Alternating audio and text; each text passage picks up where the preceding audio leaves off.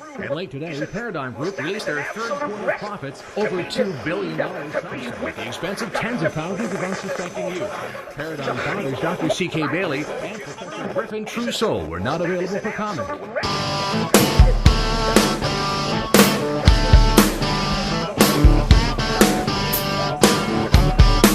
Say, Chris!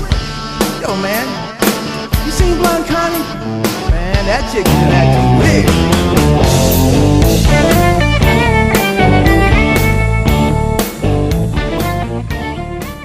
There's a story of you playing with your next band, the Skyscrapers, at Armadillo World headquarters, and you opened for the Ramones.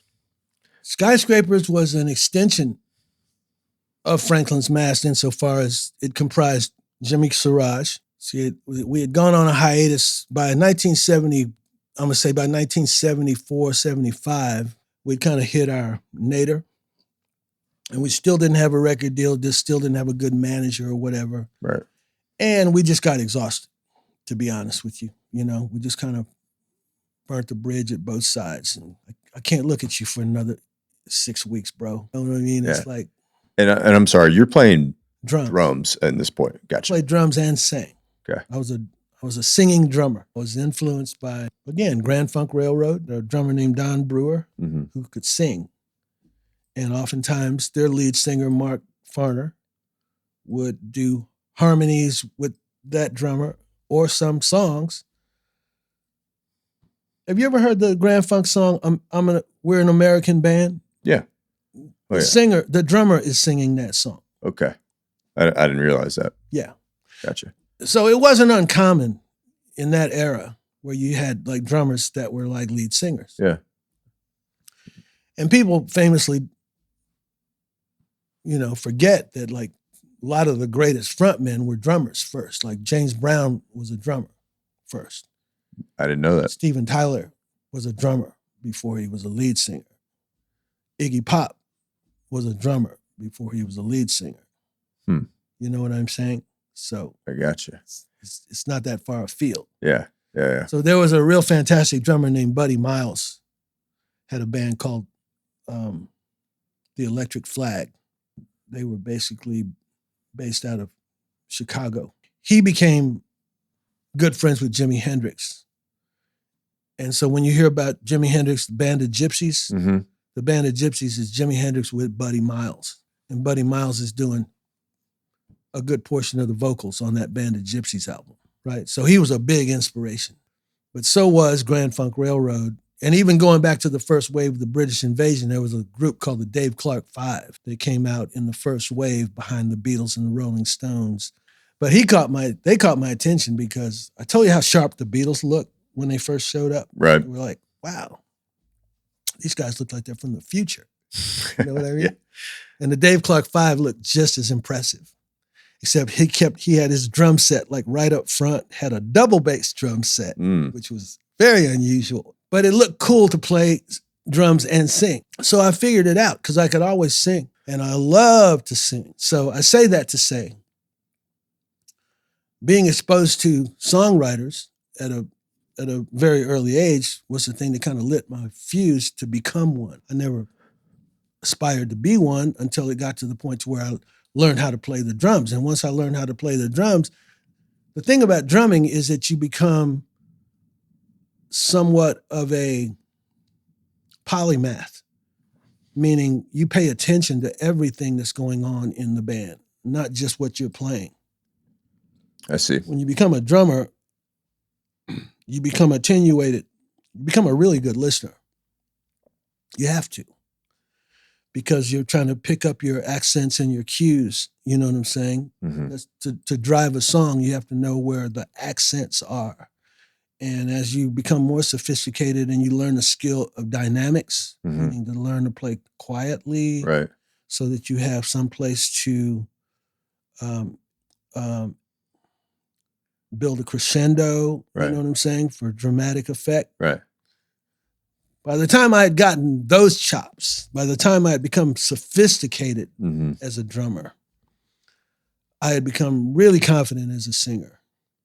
And as I had become more confident as a singer, I became more curious to become a songwriter. So that's how the Skyscrapers happened. I met a guitarist named Chris Bailey, who would later be my partner in Bonsai Kick, right at the beginning of the punk rock movement in Austin. So we're talking like 1978, 1979. Prior to 78, I had taken a hiatus from Franklin's Mast, and I had taken a gig as a lead singer with a band that was touring Air Force bases all throughout the Midwest, based out of all places, Altus, Oklahoma. Interesting. Air Force met Base. met this guitarist in Austin named Bob Avila, Native American cat, that was a really cool guitar player, really good, and a nice guy. He was telling me that he had this contract through an agency with his band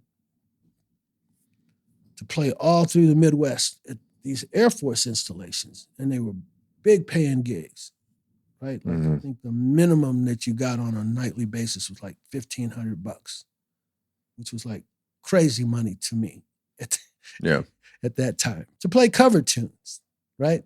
That was the only caveat, was it had to be cover tunes, things that were on the radio. But it turned out to be a blessing in disguise, Stephen, because these guys came to me with a blank slate. They didn't come to me saying, well, we got to play this. They weren't calling the shots. They said, we love the way that you sing. We got a drummer. It's like my ears perked up in my head. This is your shot. Let's see what you can do with this. So what wound up happening was me and Bob, I moved to Altus, Oklahoma, surreptitiously. I went home, I took my drums and everything and parked everything in Wichita Falls, because by then my dad had reunited with my mother and moved to Wichita Falls from Los Angeles. It was halfway to Altus, Oklahoma. Yeah, wasn't far from Altus, Oklahoma. So I parked all my stuff. And then I went up to Altus, and I basically moved in with this guy, Bob, and his wife, Nelda, for about 3 weeks, right? And we just were woodshedding. And I'll never forget, it was a summertime, and I actually had a job. I took a job that summer. In the summer, I was roofing. Oh. In Altus, Oklahoma. Yeah. That'll teach you some lessons. I almost killed myself a couple of times during that job. But that's how bad I wanted to do it. I'm in Altus, Oklahoma with Bob. And he's like, well, what do you want to do? And I said, I started breaking out all the stuff that I was tracking, I wanted to do music by Nazareth, and I wanted to do music by Bad Company, which was like a new thing. I saw Bad Company at their debut show, at a show where they were on a bill with ZZ Top in 1975. It was called the Rompin' Stompin' Barn Dance and Barbecue at the University of Texas football stadium. It's the only time they had a rock festival. Inside the stadium? Yeah. Wow. And it was ZZ Top with, I think the bill was like ZZ Top, Santana, Joe Cocker, Jay Giles Band. My gosh. And this new band called Bad Company. And Jimmy Page came out and played with Bad Company because he was producing. He produced their debut album. And this is in Austin, Texas, at the University of Texas. 1975. Jeez. Yeah. But I digress. I mean. Right. So anyway, by 75, right, like hard rock music was really coming into a zenith. Mm-hmm. Right? Because the dominant force, obviously, in hard rock was like Led Zeppelin. Led Zeppelin had taken the world by storm. You know what I mean? Now, the Stones were great, but Led Zeppelin was like the nexus. Yeah. You know what I'm saying? Yeah, I hear you. The Beatles were no longer a thing, right? Because they'd all, gone solo, this, that, and the other thing. But as far as the music of the youth was concerned, it was all getting heavy, right? So you had like again, you had like Aerosmith, right? Mhm. Between I came in just as Aerosmith was starting to peak. That album that they had called Get Your Wings, and then that record called Toys in the Attic was the one that followed that up. That's when Jack Douglas started producing Aerosmith. Okay. And it caught fire. So it was like Aerosmith, Bad Company, Nazareth, some music by Leonard Skinner, which was like a new thing that was really starting to. Southern rock was starting to go. Yeah. Yeah, Leonard Skinner, I liked anything that had a soulful aesthetic to it, And I've always had a really broad and very, very eclectic palette, right? Like my record collection was easily half Eurocentric, right? Like stuff that I was listening to, nobody was really tracking. Because as a drummer, I just had a very omnivorous and insatiable appetite for rhythm. I was digesting music outside my weight class. So I digress. So what I'm saying was, here's this opportunity. I got a blank slate. I'm going to play to a captive audience. Yeah. These airmen, right? Who just starved for entertainment anyway, right? Yeah. I'm going to bring it, right? So we put together this set list. As a matter of fact, what was really interesting about that, it was between the first year and the second year, because I did this for almost 2 years. Between the first year and the second year, then I got inklings of, when you mentioned the Ramones, that's when I heard about the Ramones. And I got a copy of that debut Ramones album. Yeah. And I was fascinated by it. Yeah. Because it was, first of all, it was heavy, but it was so different because the songs were like 2 minutes each. It was so linear and minimalist, right? And so fast and energetic, different. It was definitely fresh, definitely different. And I remember I used to do like Beat on the Brat as one of my songs, you know what I'm saying, in that repertoire. But I'm playing all these different things and I'm pulling up because Bob was such a versatile and talented guitarist. He was just literally like soaking it up like a sponge. It was literally like having Siri, I see. as a guitarist. Yeah. And I'm going like, Bob, check check this out. You know what I'm saying? Yeah. And within a couple of hours, he would have those chords, that chord progression together. That's talent, man. And not only that, he would have that tone together. Okay, so the long and short of it was we had put together this pretty dynamic repertoire of about 50 songs. And, we're playing Air Force bases and we're going all up to like Missoula, Montana and, Wyoming and all these off the wall, out of the places that I would never in a million years occur that I need to go to, whatever, someplace in Minnesota or whatever. You know what I'm saying? It's like we're just following the money. Got your travel on, man. Bro.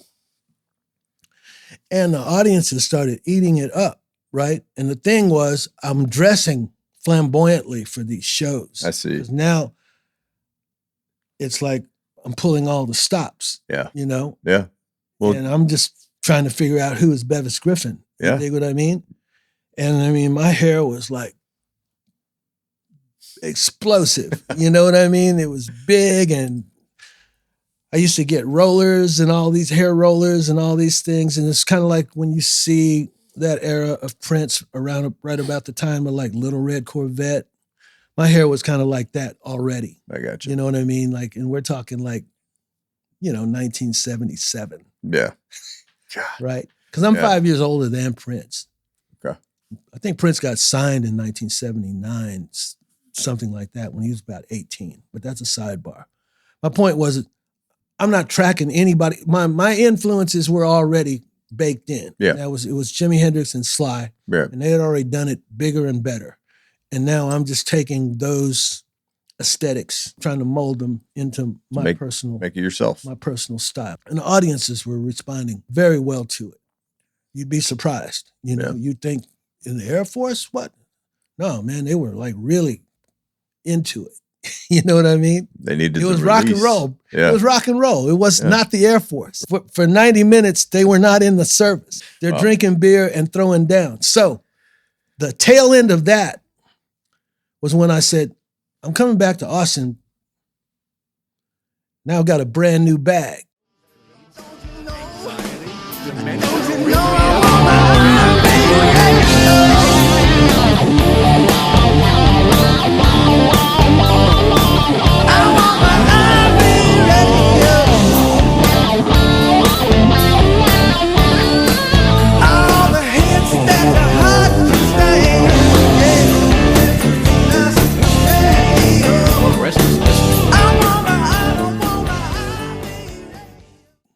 You dig what I mean? Because I've cultivated a new skill set as a frontman. But I didn't just jump in with both feet, right?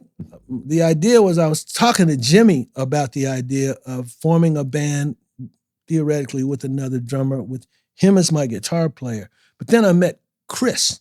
And when I met Chris, we met at this venue called Raul's, which in 1979 was just, I think they call it the Showdown now. It's like at 27th in Guadalupe, right next to the Kirby Lane Cafe. Oh, yeah. That little venue on the north side of the Kirby Lane parking lot. It's called the Showdown, if I'm not mistaken.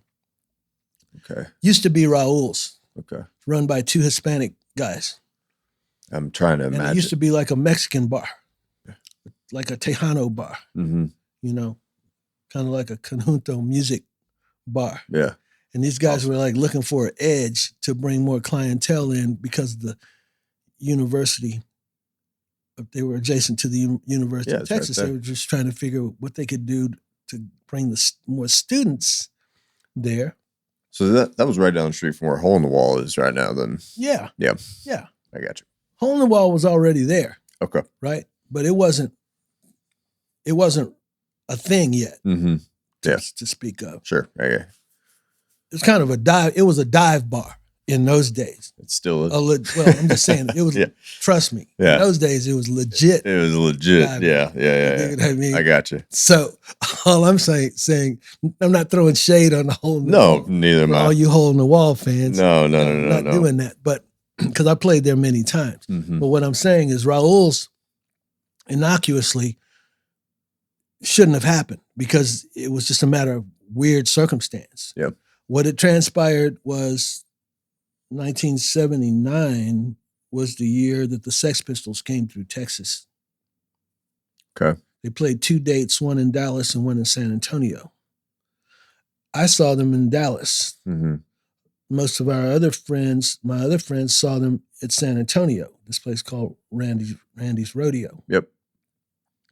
And within 6 months of that, this whole crop of punk rock bands sprang up. It was kind of like the Beatles, like spores, right? I see. So there's a lot of internal dialogue about who came first, this, that, or the other one. But I lean to give credit to Kathy Valentine, who eventually went to LA and joined up with the Go-Go's. The bass player with the Go-Go's. Right. She was a friend of mine. I didn't really know her at that time, but she had formed a group with a friend of mine named Jesse Sublette, who played bass in a group that would become popular called the Skunks. And another friend named Marilyn that played drums. They were a little 3-piece. And Kathy started this band called The Violators because she came to Austin from England. She was born in England. Okay. Her mom was from England, right? Her dad was an American that was a professor or something in England. And so she was in London the year that punk broke in London, like 1977. And all these bands just sprang up in the midst of the worst economic depression that London had seen since World War II. You know what I mean? Like literally, the streets of London were like packed with garbage. So the governmental infrastructure was like paralyzed because of some sort of economic crisis within the political system. And everybody was on welfare. And that's where all of those bands like Sex Pistols, The Clash, The Damned sprang up in that climate. And Kathy was there when all of that stuff like caught fire. So she brought it to Austin. Well, she didn't bring it so much as she had, digested it. Because there was actually bands in Texas that already caught the bug from the zeitgeist, just like I did. Like I knew about the Ramones in 1976, not 1977. And I knew about the Sex Pistols in 1977 because you could order import records from abroad. I started doing that in 1972. Oh. That always gave me like a periscope. I use the expression like that was like my insider trading, right? Yeah. I had a friend that owned a record store called Inner Sanctum Records before Waterloo Records, that we all famously know and love now. There used to be a record store owned by this guy named Joe Bryson at 24th between, I don't know, Guadalupe and whatever the next street over is, right? But Inner Sanctum was kind of like the magnet record store for musicians in Austin. And I say that because it wasn't one of the big box chain stores like Sound Warehouse or Tower Records. This was like an indie record store that was about that music, for musicians in particular, and other people if they were cool enough to find the records. They were in on it. Yeah. You know what I mean? Yeah, right. And I tell people all the time during my teeth cutting days, right? If I wasn't in that warehouse with Franklin's Mass rehearsing, I was at Inner Sanctum digging crates. Man. You dig what I mean? Because I didn't have any money to do anything recreational anyway. I didn't have 2 nickels to rub together for months, until we got rolling. Nothing but time. And then when I did, all that money went straight to clothes. I'd buy clothes before I'd buy food. I was that sort of knucklehead. Yeah, that's what it was. I hear you. Anyway, so we're going back to Raul's because it's important. Kathy was a guitarist, but she was kind of what I call burgeoning, right? It wasn't like she wasn't like Joan Jett. You know what I'm saying? She wasn't like a fully formed guitar monster or anything, right? She just had her shit together. Like, she could play chords. Plus she had taste.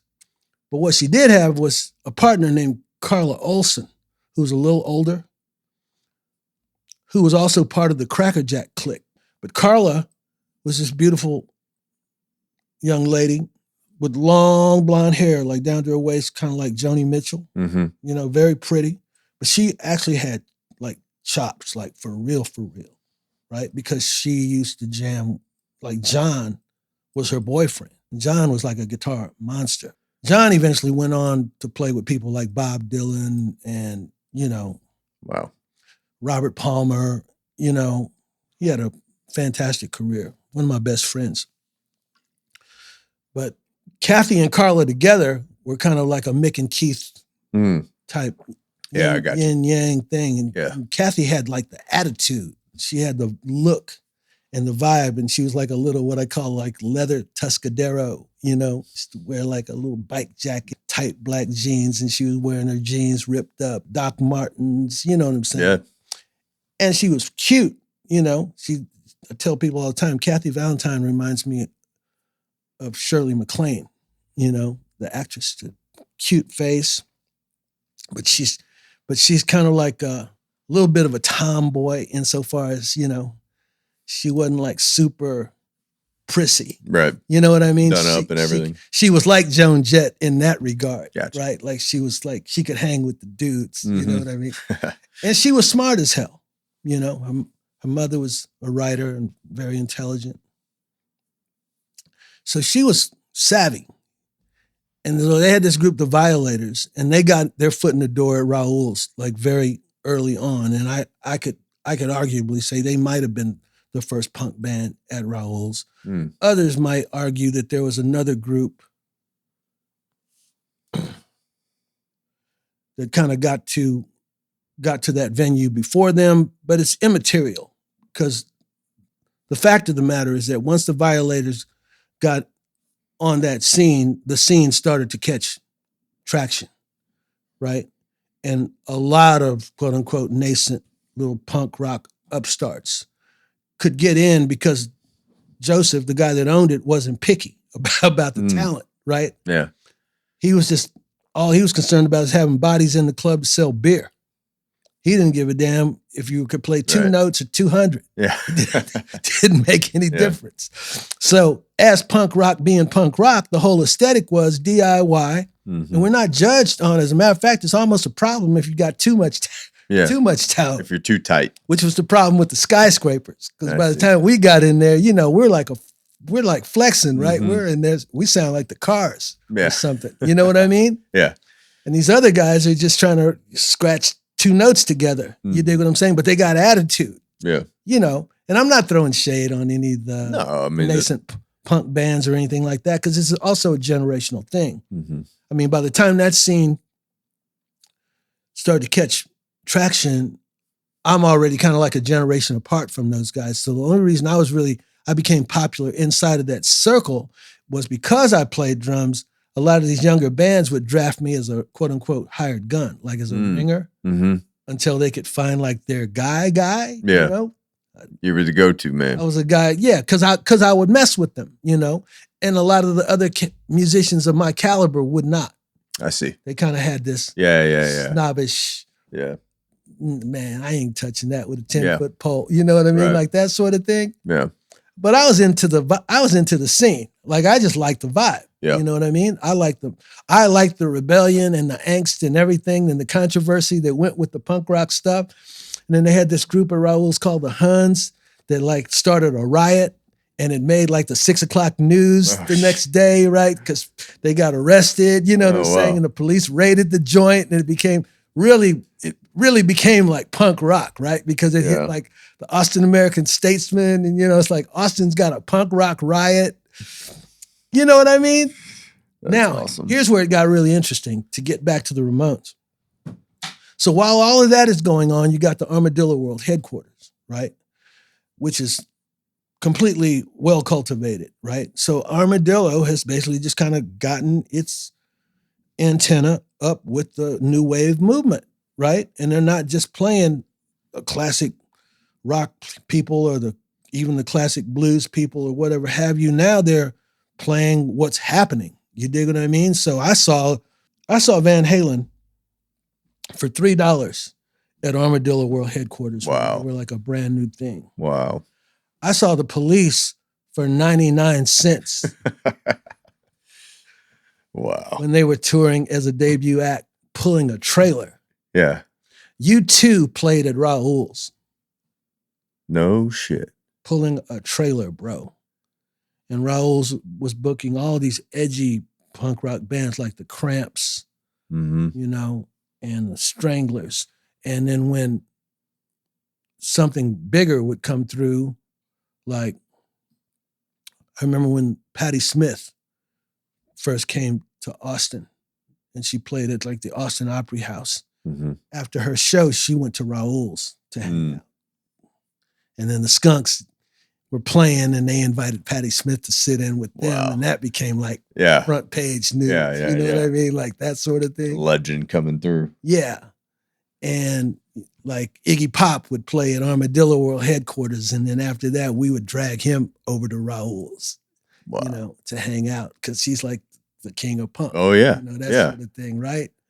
Damn. First time I met Iggy Pop, he walked past me, spun on his heels, walked back to me, smiled, and then grabbed my head and licked the side of my face. He was on his way to the stage, and then he gave me a big old wink. And I had witnesses, thank God, because I was like in shock. Yeah, you're like, what the hell? I didn't know what the hell to think was going on, right? But at the time, there was this writer named Margaret Moser. She was like one of the chief editors at the Austin Chronicle. Rest in peace. She passed away years ago. But she was standing right next to me. She said, "Well, you are a pretty good looking man." Wow. So,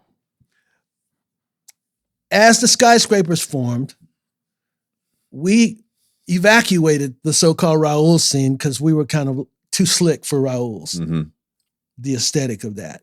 But what we did do was we got our footprints into the Continental Club, because shortly after Raul started, the Continental Club reopened after being dormant for 15 years. I didn't realize they were dormant that long. It had been dormant since the late 50s. Wow. And then it opened briefly in the 60s as like a burlesque club. Right. Yeah. Well, South Congress in general was. Yeah, it was sleazy back in those days. There was nothing going on. Yeah. It was a whole new world. Yeah. You would not even recognize it. Oh, I know. But my point was, when the Continental Club reopened, it took a hard shift towards punk rock when it opened. And you had this interesting melange of, like, what I call established Austin acts like W.C. Clark or, Frida and the Fire Dogs, some of the, what I call some of the fringe country cosmic cowboy type bands, right? Stevie Ray Vaughan and Double Trouble would play there, but then you started to have the punk bands like us. They put us in that category because they didn't understand what was going on. Yeah. Skyscrapers, here's the thing about Skyscrapers. We had chops. So it was kind of like the bands at Raul's were just starting to play. Like literally just starting to play instruments. Yeah, starting their journey. They were just starting to play instruments.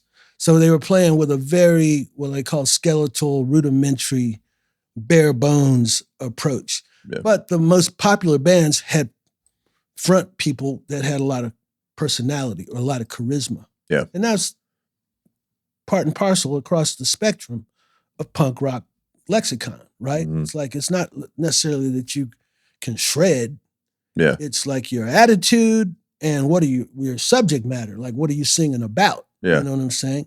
Right. So the bands that really caught on at Raul's were like, the Skunks were a really popular band. They were really good too, and good friends of mine. And there were bands later that came along, like The Next out of San Antonio, a guy named Ty Gavin. I really enjoyed them just because, he was edgy, like Iggy, you know what I'm saying? A good looking guy, but he was not a pretty boy, like a boy band pretty boy. He was kind of like an ugly pretty boy. Yeah. Sort of like a Billy Idol type person. I feel it. You know what I'm saying? That sort of thing, right? You had these groups like the Big Boys who were really popular, right? Because they were kind of like the Red Hot Chili Peppers before the Red Hot Chili Peppers. And a whole, string, right? So you can go to the internet and get the rundown. Gotcha. But my point was, there was this kind of homogeneous, fluid circuit or kind of a harmony between like what was happening at the Armadillo World headquarters, what was happening at Raul's, and then what was happening at the Continental Club. So it turns out that because we caught fire at the Continental Club, we started to get, we didn't necessarily have a residency, but we were booked so frequently that our exposure came up. Yeah. Because, we were good. And so as the Armadillo was booking their headline acts, they were using those two clubs, Raul's and Continental Club, as sort of their seed beds. I see. For the opening acts. Right. So if you got this band's got a good reputation, good following. Yeah. It's a good opening act. So we got hired to do not only the Ramones, but we had another spin-off project called The Shades, me and Chris, where I was playing drums. I was playing drums in both bands. I was playing drums in the Skyscrapers, and I was playing drums in The Shades. Shades had a female front woman named Lisa, and this guy Joe Zavaleta was a songwriter. They had a really good slate of original material. And we were one of the first independent releases out of Austin, one of the first bands, because the whole thing about the punk rock thing was we weren't looking for or even interested in major labels at that time. We were just releasing independent product, right, on the cheap. Where were you recording at this time? There was a studio. I'm actually fuzzy as to where we actually recorded that Shades album, because it seems like it was like I seem to recall this being like a high-end but non-commercial studio. That this facility had been well equipped, but it hadn't gone commercial. Glory to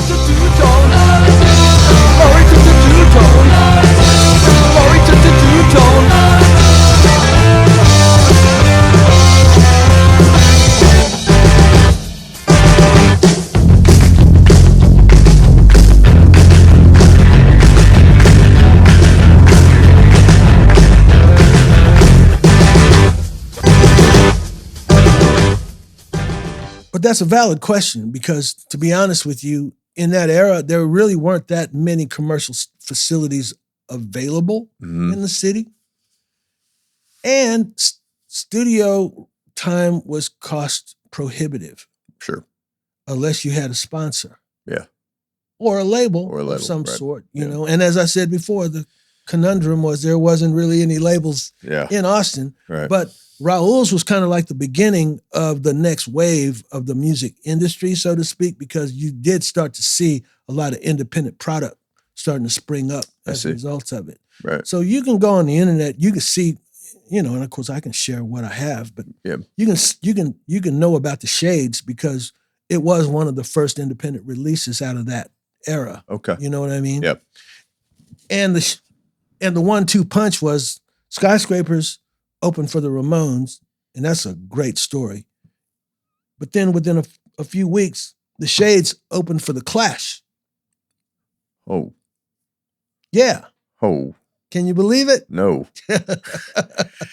Well, hit me with the Ramones story, man. It's so funny.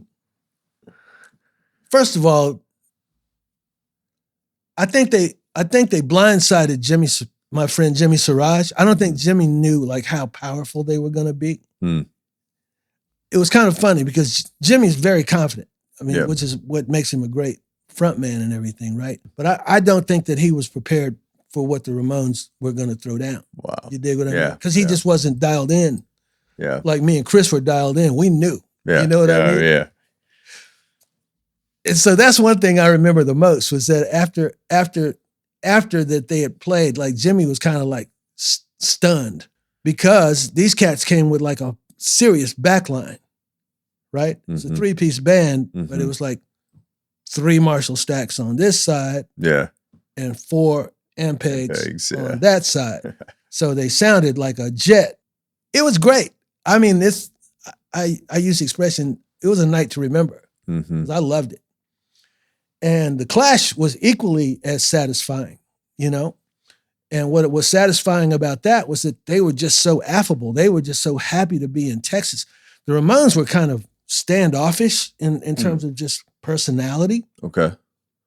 Because they all had drug problems, except Johnny. I tell people all the time, I was kind of scared to get too close to Joey because he was yellow, like he had hepatitis. I see. Literally, like, I'm not exaggerating. I'm talking about like The Simpsons. Oh.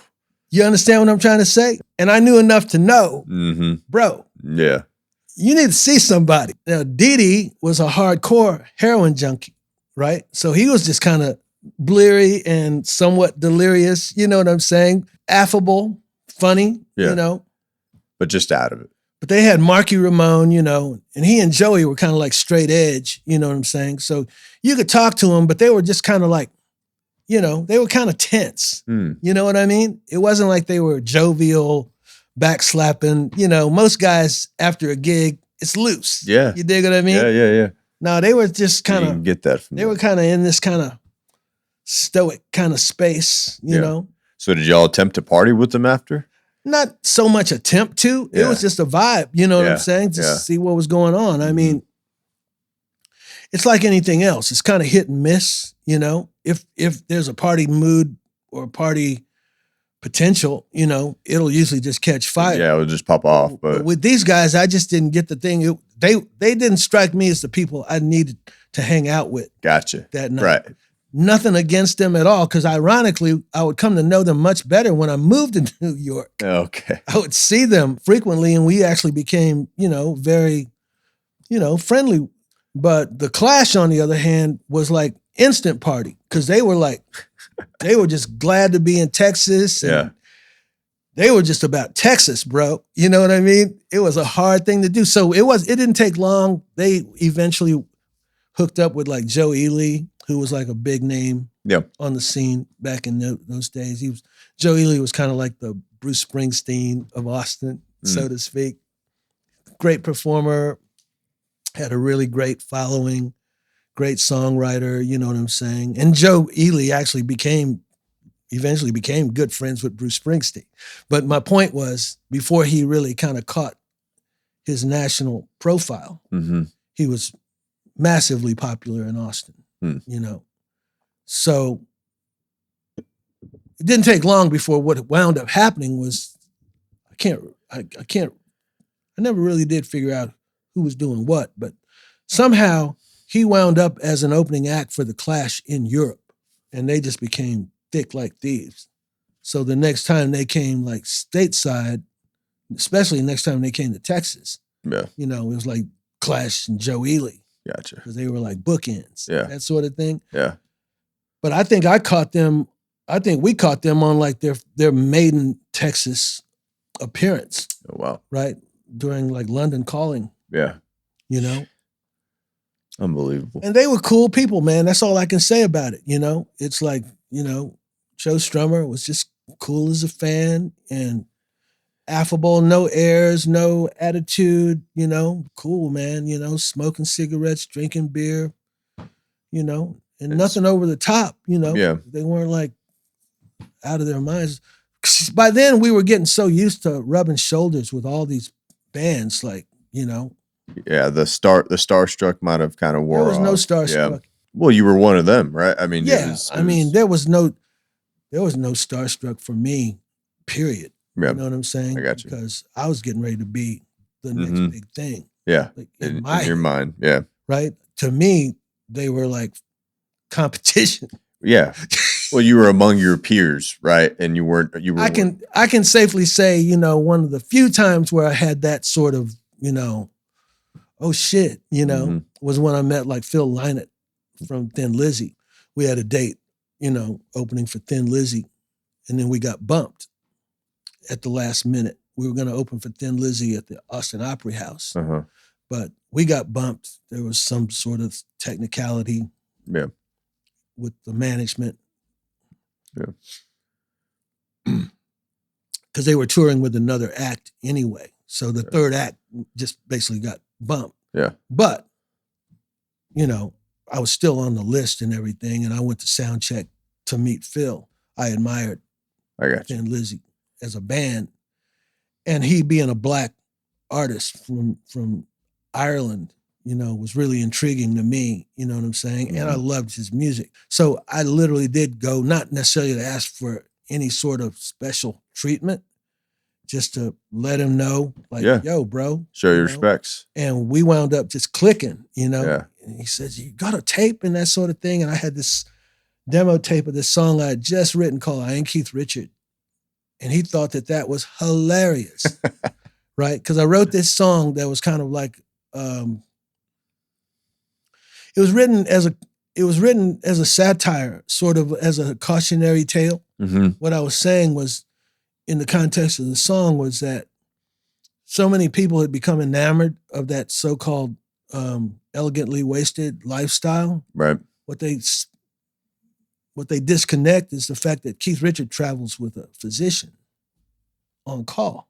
Right? Right. And his drugs are curated. Yeah. Right? Yeah. Nothing's coming off the streets. One of his best friends was like an executive from like Roar Pharmaceuticals. Ah. Yeah. It's well documented. Yeah. You know, this guy named Freddie Sessler, right? Okay. First time I met Keith Richard was with Freddie Sessler. And it was like an odd couple type thing because Freddie is like 20 years older than Keith. It's like Keith and who is this, your accountant? Yeah. Yeah. Actually, that's something like that. It's my friend. Yeah. You know, it's my man. Yeah. But he was like the guy that could help them like move their pharmaceutical supplies intercontinentally. I see. Because he was just that connection. Yeah. Right? My point being is that there's layers to Mm-hmm. that, right? And if you just look at that lifestyle at face value, you're going to wind up killing yourself. Yeah. You dig what I'm saying? Yeah. So that's what the song was about. And Phil just thought like, man, that's the greatest thing. And it kind of put us on that peer level. Mm-hmm. Not in my mind, but at least he was interacting with me at that level. You picked up what you were putting out. Yeah. So he let me hang tough. I use the expression, allowed me to hang tough, like in his dressing room. Okay. It wasn't just like a after show type meet and greet type of thing. Right. No, we were hanging out. Your buddies. We were hanging out. Yeah. Yeah. You know? Man. So But that was one of those. There was another one, and if I'm being 100% honest, The first instance where I really did feel that so-called sort of like, oh my God, Yeah. when I met Ian Hunter and Mick Ronson. Mick Ronson was David Bowie's guitarist in Spiders from Mars. David Bowie, Ziggy Stardust and the Spiders from Mars was like, that was like one of my desert island albums. Like if I only had 2 or 3 albums to take. I got you. Yeah. This would have been one of them. Was this in your time in New Mick York? Ronson was the lead singer and the creator of Mott the Hoople. Not familiar. God, see, you're killing me. I know, man. Write that down. I know some things, and I know less than I know. Write down Mott the Hoople. Mott the Hoople. I got it. And then write down Mick Ronson. Right. Mick Ronson is so great that David Bowie hired him because he couldn't get Jeff Beck. I see. And if you listen to the album Ziggy Stardust and the Spiders from Mars, out of all of David Bowie's oeuvre, right, you're going to hear what I call rock and roll perfection. It's as perfect as an album could conceivably be. What makes it perfect in your mind? The songs are so next level. It's David Bowie's genius. Right? Oh, yeah. But the production and the performances, and here's what I mean by that. You listen to this album and it sounds like a movie. But when he tours, he can replicate every note of it. It's not just audio, smoke, and mirror. Right. It's not just production. Yeah, that shit is a tight ass killer band. And Mick Ronson was like literally like David Bowie's foil. You know, when you hear about foils, you're talking about like Jimmy Page, Robert Plant, Mick Jagger, Keith Richards, right, Steve Perry, and Steven Tyler. It's David Bowie and Mick Ronson. I got you. Right? Because he was cold-blooded on stage. What I mean by that, he just looked killer and had like all the posture, all what we call the shapes. Yeah. Right? Yeah. I got you. Like Pete Townsend is like one of the king of shapes, right? Like just how you look. How you look on stage, your silhouette. Performing. Yeah. Like how you look. Yeah. The type, you know, how do you stand? How does your arm move? You know, how does your head? I've never heard that. You know what I mean? I've never heard that term. Yeah, it's a British expression. But I mean. Throwing shapes. Okay. All right. I mean, it makes sense. I mean, I just never heard it as a term. So a friend of mine that used to be the tour manager for Stevie Ray Vaughan, Cutter Brandenburg, literally became a next level professional tour manager. And he wound up, there was a point in time where Mott the Hoople, the story of Mott the Hoople and David Bowie is simple. It's like David Bowie, after his 2 consecutive hit albums, which is Ziggy Stardust and then Aladdin Sane, David had a spin-off track that he gave to Mott the Hoople to record because they needed a hit single. They were in jeopardy of, you know, losing their favor with their label because they were signed to Columbia, right? They had a big record deal, but they hadn't had a hit record in the United States. So David Bowie wrote and literally gave them this song called All the Young Dudes. Here you go. Which is like an homage to the whole glam rock movement. Okay. Right? It's a beautiful, beautiful song. When we're done, I'll play it for you just so that you know what I'm talking about. Throw it on the big speakers.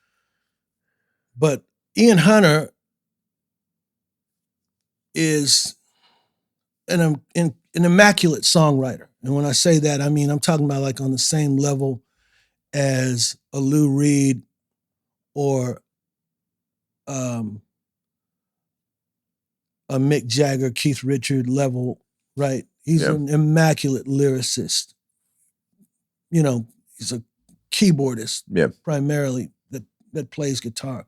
But Mott the Hoople kind of exploded on the glam rock scene because of David Bowie, Hmm. giving them this incredible piece of music.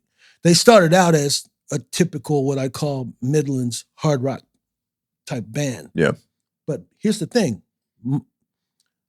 Mata Hoople was Mick Rouse, who became the co-founder of Bad Company with Paul Rogers, the guitar player, Mm-hmm. Mata Hoople, Okay.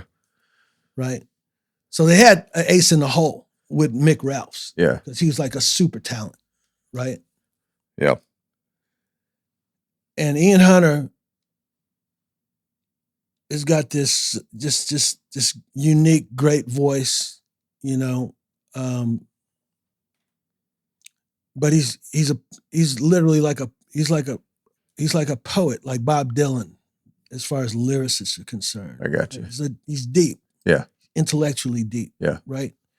And I think that's why David Bowie was so attracted to them, you know, because you just don't hand out like one of your gems. Yeah. Well, especially if you're Bowie. I'm just saying. Yeah. Yeah. You know what I mean? There's got to be a soul connection for you to be that magnanimous with someone. Yeah. Right? So what I'm trying to explain and get out of my head was that this friend of mine, we call him Cutter. His name is Bob Brandenburg, and he's passed away for years. But he was Stevie Ray Vaughan's tour manager for years. Okay. Before Stevie got signed. Like literally. Like, is this like the Cobras days, or is this double? Is this no? This is when Double Trouble. Double Trouble started. Gotcha. Cutter was like their road. Okay. Their road guy. Gotcha. Right. And we love Cutter because he used to be Cracker Jack's road guy. So Tommy brought him over to Double Trouble. Yeah, because Cutter studied the quote unquote the he mastered the art of road managing or tour managing from Johnny Winter's tour manager, you know, back in the 70s. Right? So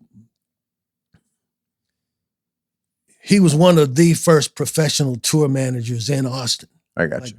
One of the guys that really knew soup to nuts. Yeah.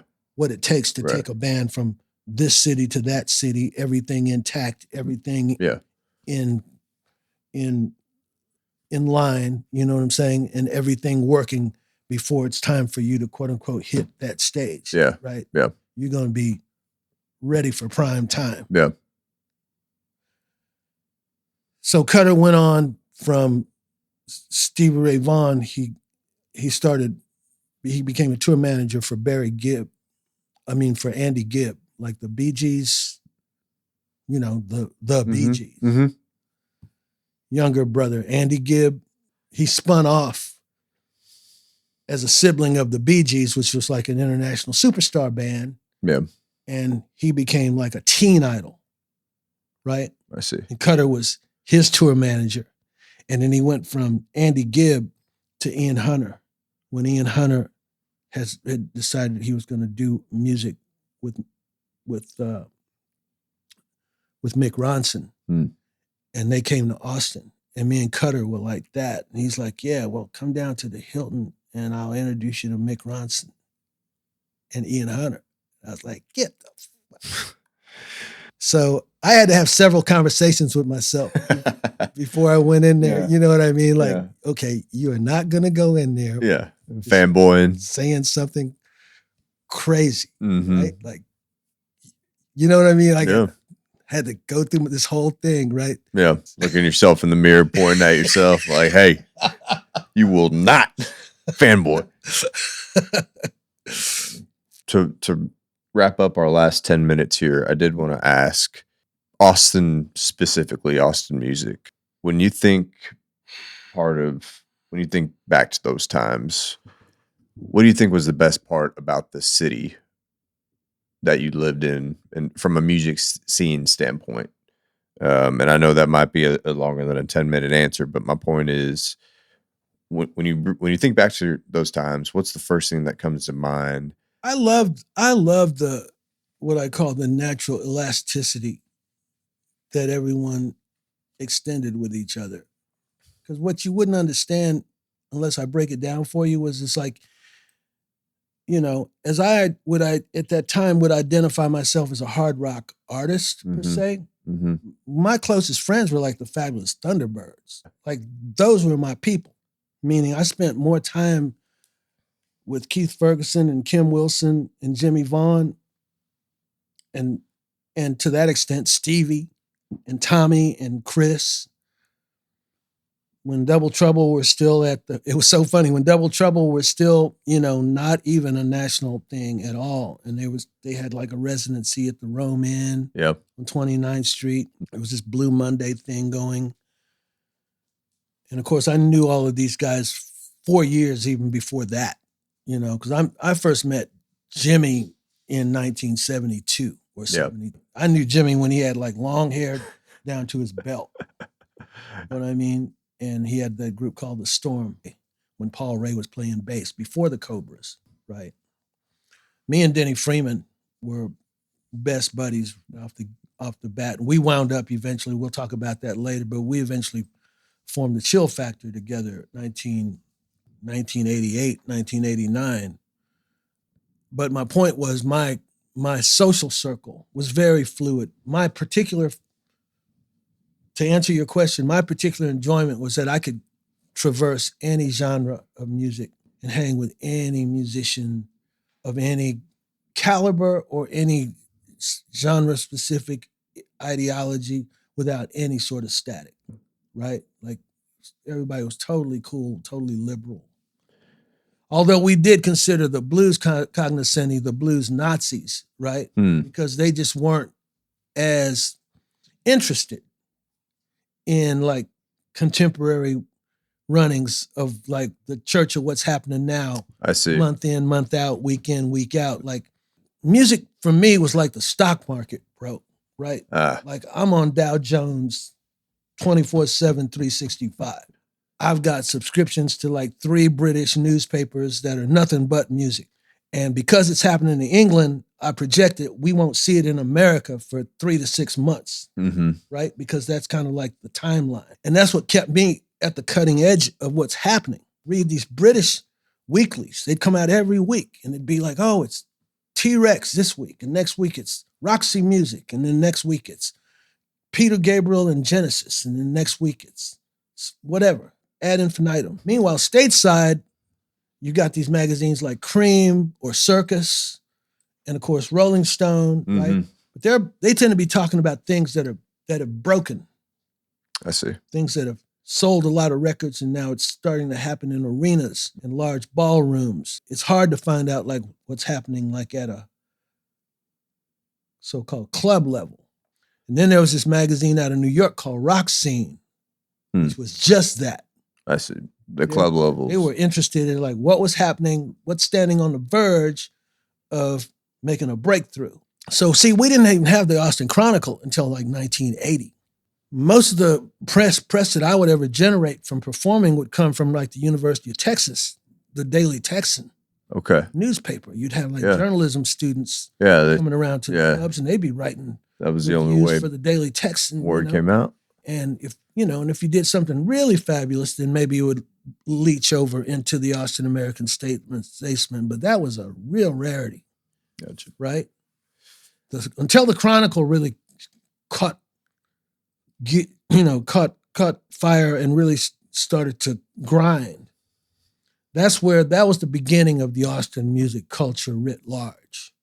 Right? Because now you're starting to, and even that was kind of cliquish, meaning that, inside the walls of the Chronicle, those writers would kind of cherry pick who their favorite artists were, this, that, and the other thing. And of course they would, curry favor to those artists and, and I'm not going to get into the weeds of this, that, and the other thing because I got my fair share of publicity, but not proportionate to my talent.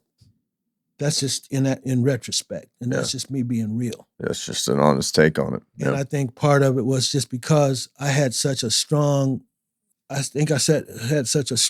impact on the burgeoning scene as an African American. They really just didn't know how to peg me. I also think that there was some degree of male resentment just for the fact that I had a really strong female following. Hmm. You know, because, you know, you've seen my photographs. I wasn't playing. You know what I mean? That's one way to put it, man. So they use the expression like the men don't know, but the little girls understand. Yeah. You know what I mean? So there's a little bit of that, but that's just me, you know, in retrospect, thinking about it, right? Mhm. Because realistically, we put so much energy into the music itself. Of course, I like talking about the fashion, and I like talking about the lifestyle. Right. But that's literally just the tip of the iceberg, because what we were really doing was building, you know, formidable foundations of artistic value. Thanks for listening. Know someone we should talk to? Give us a shout on Instagram at Austin Music People. Tell your friends, tell your family, and get out there and support Austin music.